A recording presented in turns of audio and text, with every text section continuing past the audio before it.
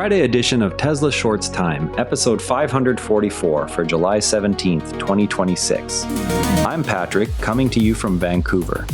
Here's what's wrapping up the week in Tesla land.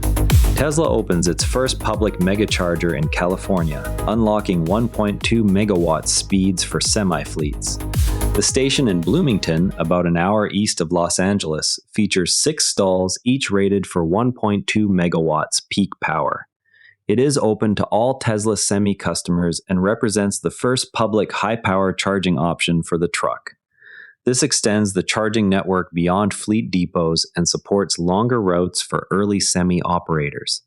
The development ties directly into the ongoing Semi production ramp at Giga Texas, where real-world range and charging logistics remain key open questions. Listeners should watch for utilization data once more units are on the road. Yesterday, we covered the latest semi-fleet activity, and this public site moves the commercial operations story forward by testing high-power economics outside depots. The Semi will headline 2 fleet-focused events this month. The truck is scheduled to appear at a pair of industry gatherings aimed at commercial fleet operators. These appearances follow the opening of the public Megacharger.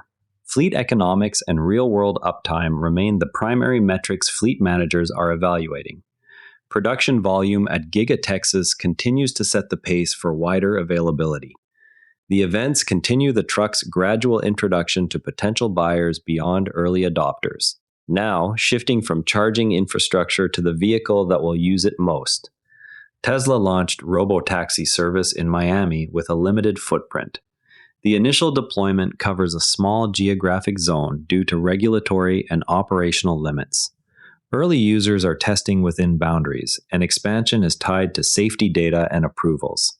This connects to the Cybercab program we discussed yesterday, where unsupervised regulatory approval and production timeline remain the primary gating items. The small service area shows how current constraints shape the early rollout before wider unsupervised operation. Attentive listeners will want to track what additional approvals come next. From current autonomy progress, we turn to the broader financial picture investors will hear next. Tesla scheduled its Q2 earnings call for July 22. The webcast is set for 5:30 p.m. ET with live Q&A. Focus is expected on robotaxi, Optimus, and energy storage. The call follows the recent delivery beat and the 3-pronged growth strategy. Investors will listen for updates on how these programs fit into capital plans. From Tesla's own capital plans, we move to an external energy move by its leader. Musk acquired an energy firm valued at approximately $1 billion for AI compute needs. Federal Trade Commission filings show the purchase of new APR Energy via a holding company. The acquired assets add generation capacity whose integration with Tesla Energy remains undisclosed. The move brings additional power resources that could support large-scale compute loads. From large-scale energy assets, we look at how Tesla is faring in one key emerging market. Tesla posted muted first-year results in India. Fewer than 500 vehicles were registered while German luxury brands outsold it significantly.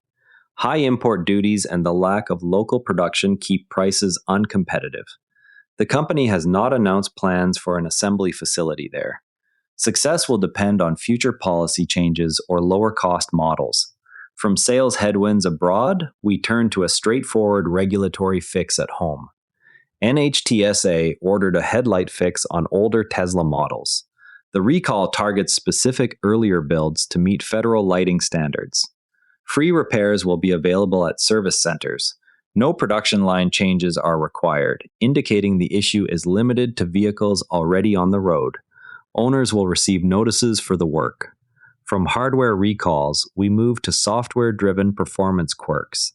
The new Model Y performance posted faster 0 to 60 times without launch mode engaged. Testing showed quicker acceleration when the mode is not used. The results suggest powertrain mapping or traction behavior differs under the preset parameters. Owners seeking quickest times may need to adjust their routine. The finding highlights how software calibration affects expected performance. From vehicle dynamics, we turn to smaller product and market updates. Bioweapon defense mode is now standard on more trims. The HEPA filtration system is included at no extra cost on select Model Y and Cybertruck variants. It was previously optional on some configurations. The change differentiates premium hardware offerings through included features. It improves cabin air quality in polluted or wildfire-prone regions. From in-car features, we move to new retail and consumer items. Tesla entered Uruguay with the Model 3 and Model Y. Direct sales began using existing right-hand drive and left-hand drive variants. No volume targets or pricing details were released. The move adds another South American market to the direct sales footprint. It follows the pattern of incremental country-by-country expansions. From new markets, we turn to non-vehicle Tesla-branded products. Tesla launched a magnesium balance bike for kids. The $225 model is for ages 2 to 5 with 5 height settings and a 66.1 pound weight limit. Minimum leg length is listed at 13.7 inches. The product carries the Tesla wordmark and is sold directly through the company store. It extends the line of branded consumer goods beyond apparel. Tesla's low-cost vehicle program continues to target aggressive cost reductions while maintaining core vehicle capabilities. Specific engineering and manufacturing approaches remain under development. No customer delivery window has been confirmed. The effort is separate from the current Model 3 and Model Y lines. The program aims at a distinct vehicle line focused on lower price points. Development work continues without overlap to existing production vehicles. From retail products, we turn to the week's deeper infrastructure discussion. Owners report that FSD can be toggled mid-drive to correct routing without stopping the vehicle. The workaround addresses cases where the system selects an undesired route. Drivers are actively managing the supervised system in real time while navigation logic improves. The behavior shows a practical response to current supervised limitations. Xpeng announced plans to begin mass production of its own humanoid robots by late 2026. The timeline positions the Chinese automaker as an early competitor in the physical AI hardware space. No details on target applications or unit economics were released with the announcement.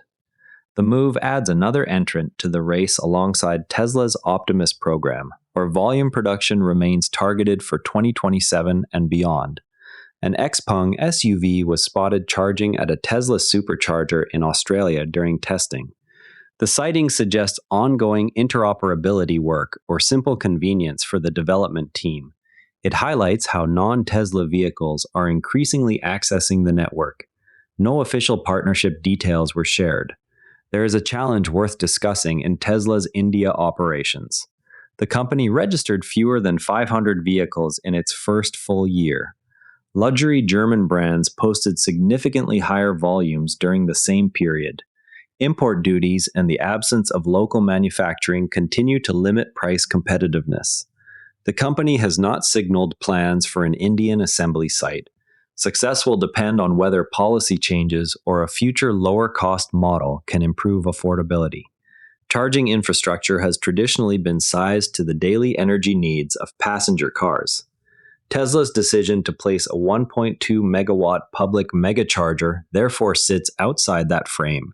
The stall rating is driven by the energy density and duty cycle of the Semi, not by sedan or SUV patterns. This reverses the usual sequence in which light-duty vehicles set the specification and commercial trucks follow.